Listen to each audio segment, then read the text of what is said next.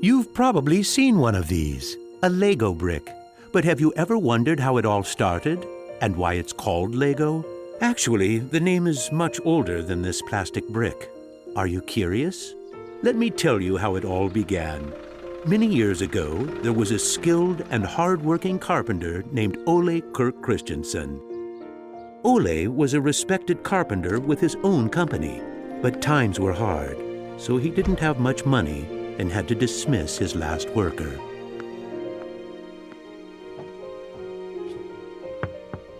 Come on in.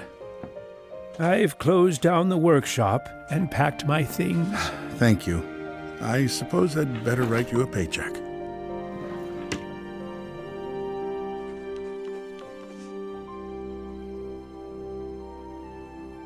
Take care.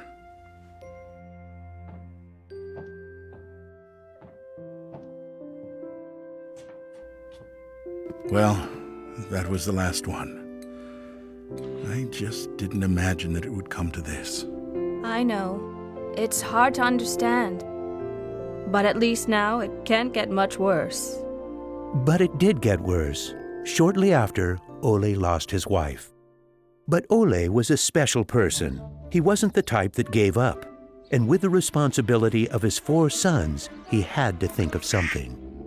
Ole had gotten an idea, and for him, it never took long to put an idea into action.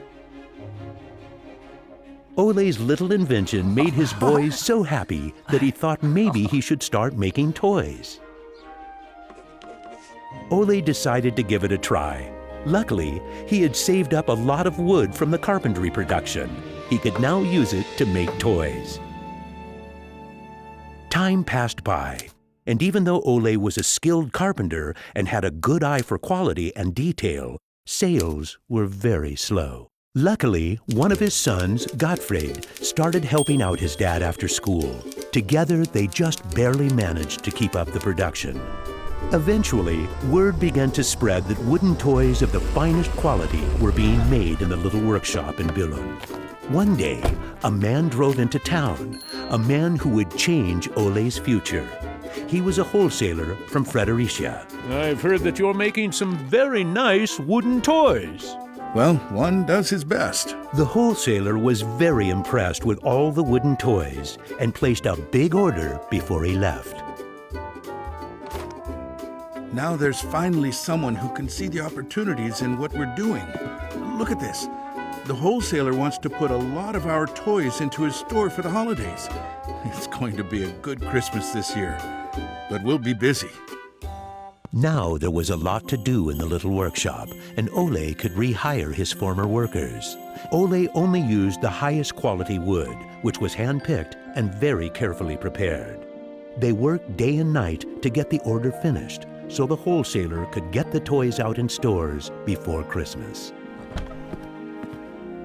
Is there something wrong, Dad? I'm afraid that we're in big trouble. In the middle of their work, Ole received a letter saying that the wholesaler had filed for bankruptcy and couldn't buy the toys that he had ordered.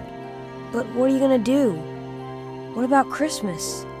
Now we can't even afford food? I'll do it. What are you gonna do, Dad? I'll do it myself. I'll drive around selling the toys.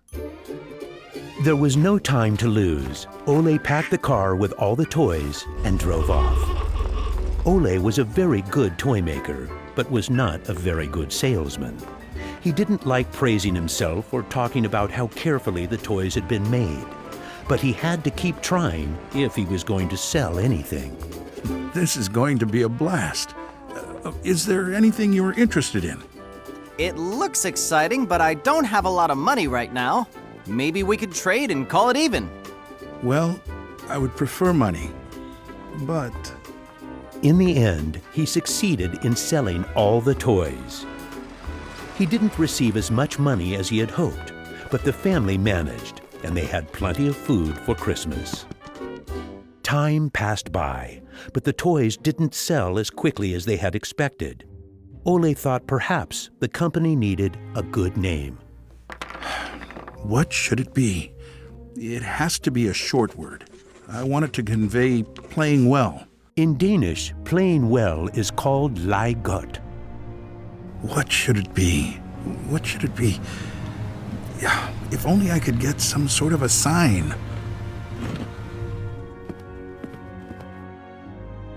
Lego. As you can see, Ole himself ended up finding a very suitable name. But what he didn't know was that in Latin, the word Lego means I put together. The name Lego was well received, and the company slowly started to move forward. We have made 3,000 crowns this year, and we have more orders than usual. Did you say 3,000 crowns?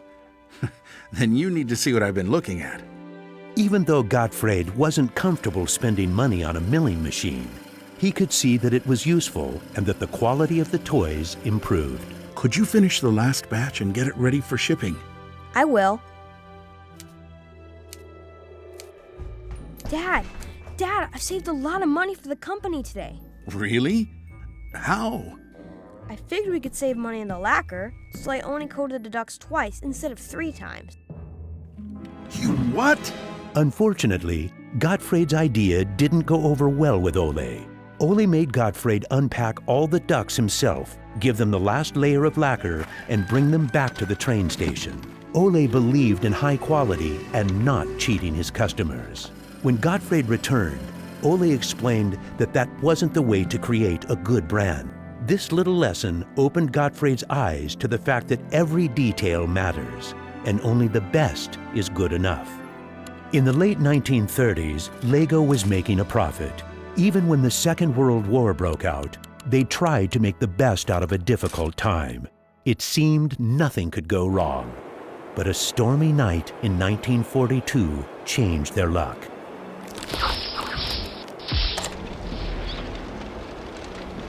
There's a fire! The workshop is on fire! But when the firemen arrived, they were unable to save the workshop. It burned to the ground, and all the drawings and models were destroyed. Ole was beginning to lose hope. All that he had worked for was gone, and he almost lost his company. But being responsible for his children and workers inspired him to rebuild Lego. A new factory was constructed. Soon the production of wooden toys started again. The little company fought its way back into the market. Gradually, the Lego factory began to run smoothly, and Ole started looking for new challenges. One day, he went to Copenhagen to look at a new machine that had just arrived in Denmark. It was a plastic molding machine, and Ole was very excited about it. Should we buy it? It sure is a good bargain, and it will give us a lot of opportunities. Well, it does sound interesting, but it is a lot of money. I'll take that as a yes. When the plastic molding machine finally arrived, Ole started making little plastic teddy bears and rattles. But he still had the plastic bricks that he had received at the fair. There was something about them that he couldn't stop thinking about. And even though no one else could see the potential in them, Ole decided to redesign and put them into production.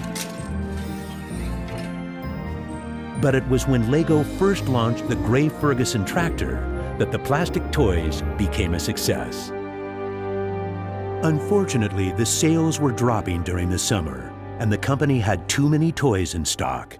This can't be right. Of course our products can be sold the whole year, not only for Christmas. Gottfried decided that he would go out and sell the toys himself. Gottfried brought his wife Edith as company and moral support. If you can't get cash, then we need butter and eggs. Well, it wasn't that bad. Gottfried was a success in his trip around the country, which helped Lego to get out of its financial crisis.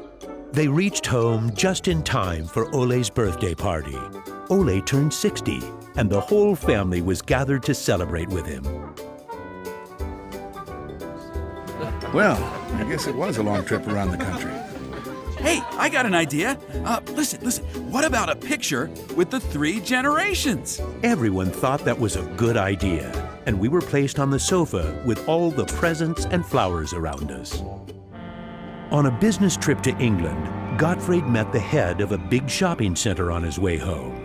They discussed the toy industry, and the conversation would be very important to the future of Lego. Damn this industry. I just think that toys are no good nowadays.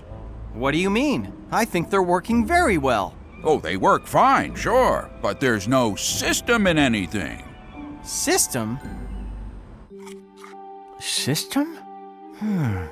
There isn't any system. What in the world are you doing, Gottfried? There isn't any system. The toys need an idea and a system built around it. I want to put system into play. Children have only been offered ready-made solutions. They need something different that will strengthen their imagination and creativity. So you're trying to put Lego into a system? Interesting. That same year, Lego started producing the first Lego system of play. Children could now build houses from the Lego bricks. The town plan gave play a realistic town setting, and with this, children learned about traffic safety.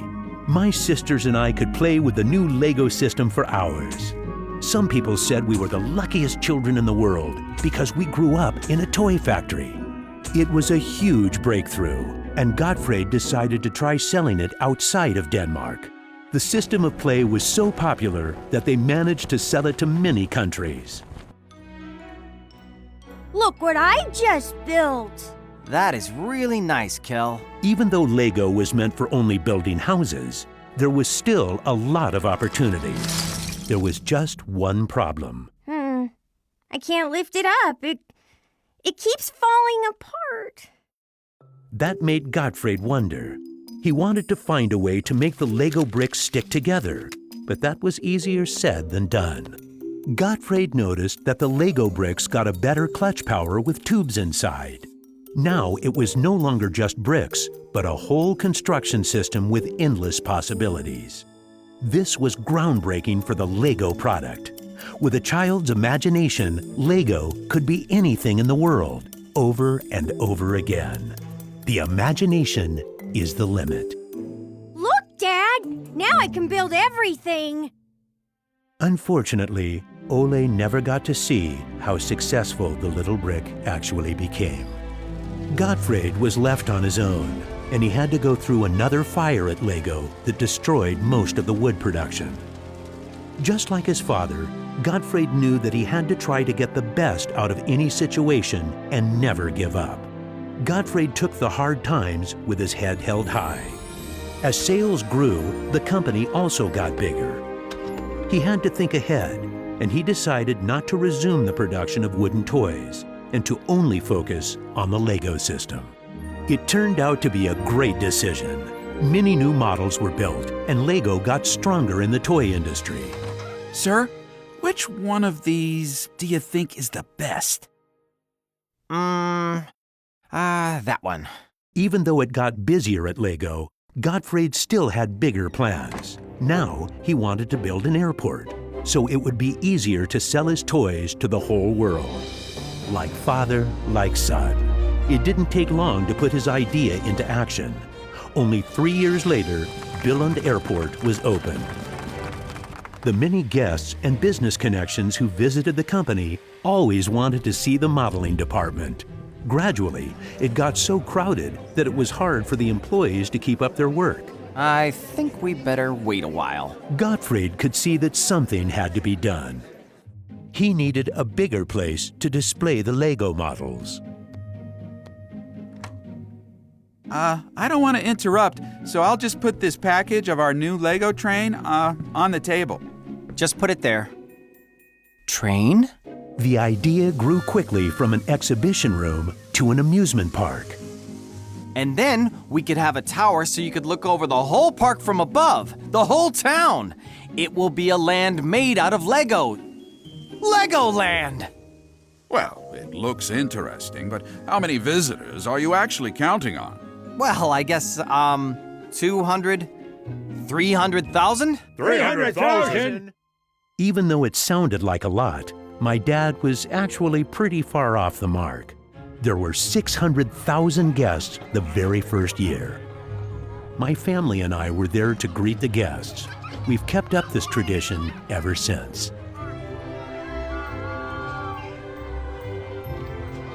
Now you know how it all began.